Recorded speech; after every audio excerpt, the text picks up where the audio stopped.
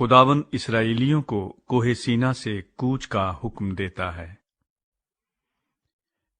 और खुदावन ने मूसा से कहा कि उन लोगों को अपने साथ लेकर जिनको तू मुल्क मिस्र से निकाल कर लाया, यहां से उस मुल्क की तरफ रवाना हो जिसके बारे में अब्राहम और इसहाक और याकूब से मैंने कसम खाकर कहा था कि इसे मैं तेरी नस्ल को दूंगा। और मैं तेरे आगे आगे एक फरिश्ते को भेजूंगा, और मैं कनानियों और अमूरियों और हित्तियों और फरजियों और हव्वियों और यबूसियों को निकाल दूंगा। उस मुल्क में दूध और शहद बहता है, और चूंकि तू गर्दनकश कौम है, इसलिए मैं तेरे बीच में होकर ना चलूंगा, ता ऐसा ना हो कि मैं तुझको राह में फना कर डालूं। लोग इस वहशतनाक खबर को सुनकर गमगीन हुए, और किसी ने अपने जेवर ना पहने, क्योंकि खुदावंद ने मूसा से कह दिया था कि बनी इसराइल से कहना कि तुम गर्दनकश लोग हो। अगर मैं एक लम्हा भी तेरे बीच में होकर चलूं तो तुझको फना कर दूंगा। सो तू अपने जेवर उतार डाल, ताकि मुझे मालूम हो कि तेरे साथ क्या करना चाहिए।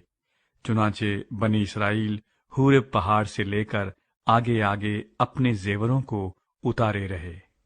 और मूसा खैमे को लेकर उसे लश्करगाह से बाहर, बल्कि लश्करगाह से दूर लगा लिया करता था, और उसका नाम खैमाए इज्तमा रखा। और जो कोई खुदावन का तालिब होता, वो लश्करगाह के बाहर उसी खैमे की तरफ चला जाता था।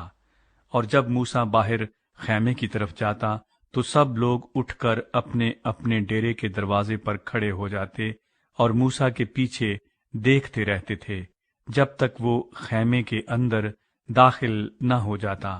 और जब मूसा खैमे के अंदर चला जाता, तो अबर का सतून उतरकर खैमे के दरवाजे पर ठहरा रहता, और खुदावंद मूसा से बातें करने लगता।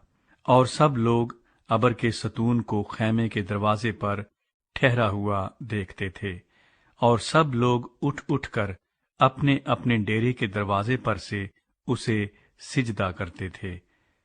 और जैसे कोई शख्स अपने दोस्त से बात करता है, वैसे ही खुदाबंद रूबरू होकर मूसा से बातें करता था। और मूसा लश्करगाह को लौट आता था, पर उसका खादिम यशुआ, जो नून का बेटा और जवान आदमी था, खैमे से बाहर नहीं निकलता था। खुदावंद अपने लोगों के साथ रहने का वादा करता है। और मूसा ने खुदावंद से कहा, देख, तू मुझसे कहता है कि इन लोगों को ले चल, पर मुझे ये नहीं बताया कि तू किसको मेरे पास भेजेगा। हालांकि तूने ये भी कहा है कि मैं तुझको बनाम जानता हूं और तुझ पर मेरे करम की नजर है। बस अगर मुझ पर तेरे करम की नजर है तो मुझको अपनी राह बता, जिससे मैं तुझे पहचान लूं, ताकि मुझ पर तेरे करम की नजर रहे। और ये ख्याल रख कि ये कौम तेरी ही उम्मत है। तब उसने कहा, मैं साथ चलूंगा और तुझे आराम दूंगा।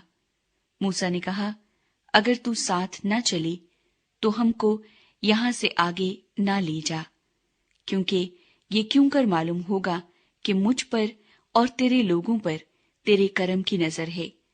क्या इसी तरीक से नहीं कि तू हमारे साथ साथ चले, ताकि मैं और तेरे लोग रुए जमीन की सब कौमों से निराले ठहरे।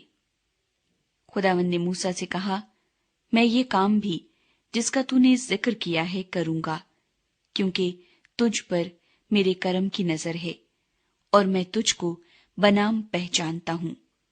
तब वो बोल उठा कि मैं तेरी मिन्नत करता हूं, मुझे अपना जलाल दिखा दे। उसने कहा, मैं अपनी सारी नेकी तेरे सामने जाहिर करूंगा और तेरे ही सामने खुदावंद के नाम का ऐलान करूंगा।